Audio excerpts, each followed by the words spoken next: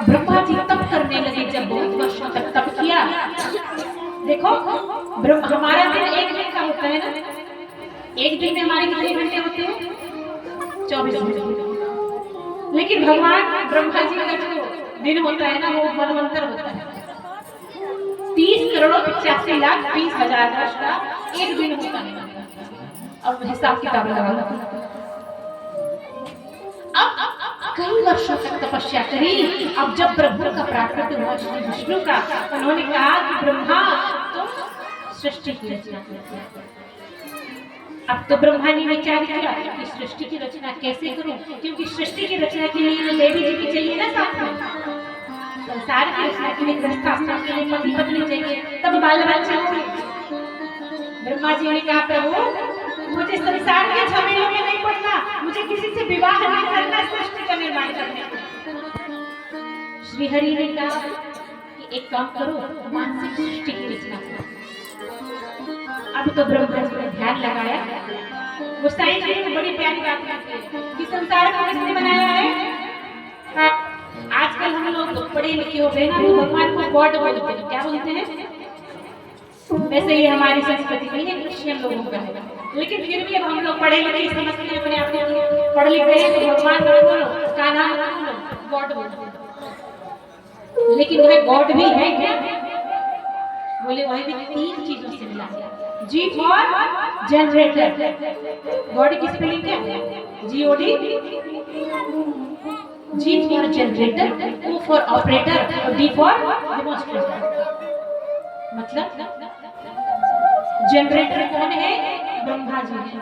Operator कौन है? विष्णु जी, संसार का भरण पोषण। और डेमोन्स्ट्रेटर कौन है?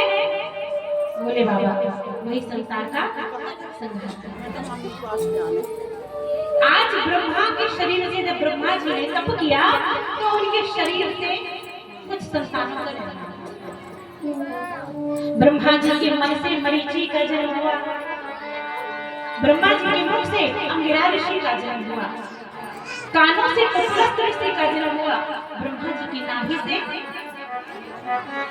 और ब्रह्मा जी के हाथ से क्रतु का निर्माण हुआ, ब्रह्मा जी की त्वचा से भृगु ऋषि का निर्माण हुआ, ब्रह्मा जी की छाया से कर्दम मुनि का, और ब्रह्मा जी की गोद से नारद मुनि,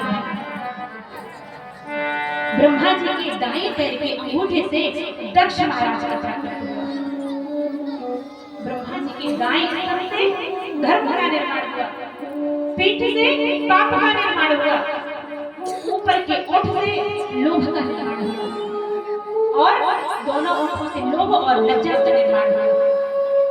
ब्रह्मा जी के मुख से माता सरस्वती का निर्माण हुआ और ब्रह्मा जी की गुदा से पाप के निवास स्थान का निर्माण हुआ, लिंग से समुद्र का निर्माण हुआ। इस प्रकार से ब्रह्मा जी ने 10 प्रकार के ऋषियों को जन्म दिया। अब जब यह कथा श्रवण कराई, सुखदेव जी महाराज कथा कह रहे हैं, परीक्षित जी ने कहा महाराज जब भगवान ने ब्रह्मा जी से संसार बनवाया, रचना करवाई, क्योंकि कहते हैं कि कहाँ ही वेद इतिहास पुराना, इतिहास पुराना, विधि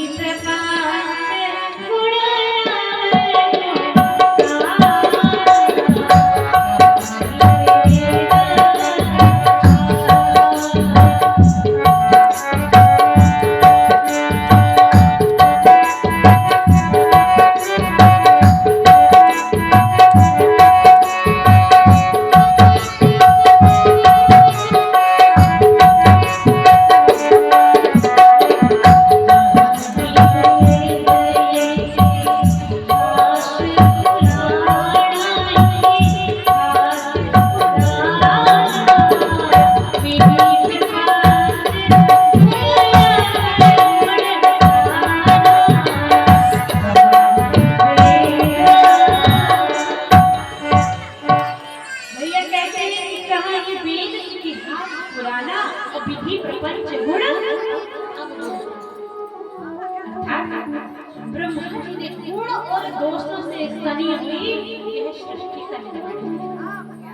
अब परीक्षित ने प्रश्न कर दिया सौनक। परीक्षित ने प्रश्न किया सुखदेव जी से, महाराज जी ये तो बता, अब जब ब्रह्मा जी ने ही बनाया है तो सारी चीजें बढ़िया बढ़िया बना देते, कुछ बेकार चीजें क्यों बना देते?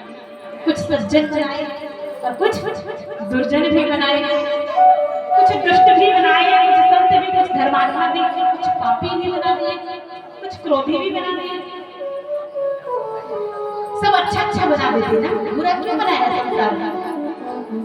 श्री सुखदेव जी ने कहा भैया ऐसा है कि संसार हो चाहे कोई भी वस्तु हो, अति सर्वत्र वर्जते, अगर सब अच्छा अच्छा बना देते तो भी गड़बड़ हो जाता।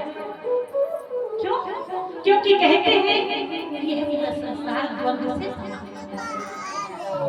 द्वंद्व अर्थात कि जहाँ पर सुख होगा वहाँ पर दुख भी आएगा, जहाँ पर रात होगी वहाँ पर सूर्य की सुंदर किरणें भी आएंगी, और जहाँ पर पाप होगा वहीं पर पुण्य भी होगा। सारी चीजों का समावेशन भगवान ने सोच समझ के किया।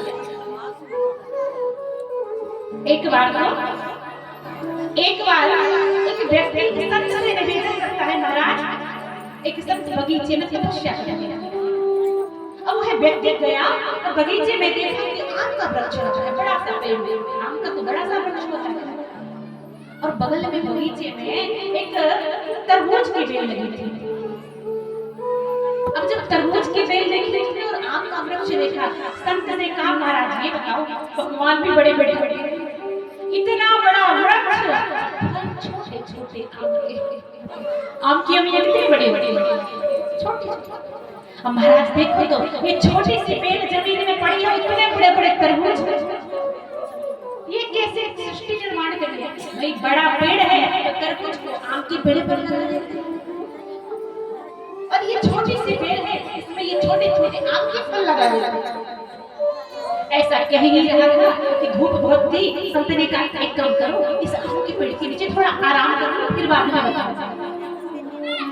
आम के पेड़ के नीचे जैसे बैठा, लेट गया, बढ़िया ठंडी ठंडी शीतल मंद सुगंध चल रही। अब तो भैया मई जून में क्या होता है कि आंधी चलती है। अब आंधी चली, आम का छोटा सा फल आकर के उसकी आंख पर गिरा, और जैसे आंख पर गिरा तो उसकी आंख लाल लाल पकड़ लिया, और फिर संत के चरणों में जाकर निवेदन